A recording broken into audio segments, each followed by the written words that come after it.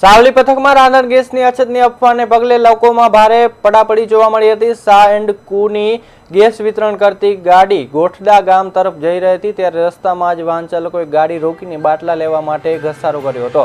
આ સ્થિતિને પગલે સાવલીના મામલતદાર જિગ્નેશ પટેલ સત્તાવાર કરી છે કે પથકમાં ગેસનો પૂરતો જથ્થો ઉપલબ્ધ છે અને કોઈએ અફવાઓથી ગભરાવાની જરૂર નથી।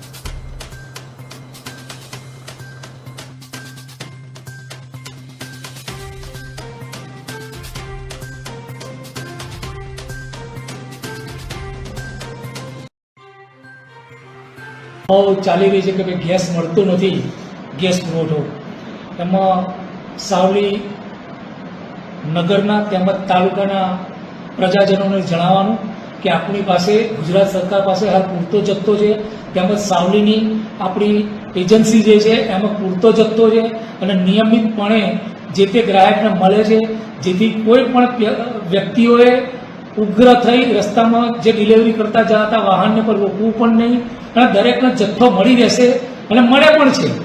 અત્યાર સુધી એવી કોઈ ફરિયાદ નથી કે અમને મળ્યો નથી। એટલે પબ્લિકને નમ્ર વિનંતી કે રસ્તામાં જતી ગાડી કોઈને રોકે નહીં, જે પ્રમાણે તમે બોટલ નોંધાયો છે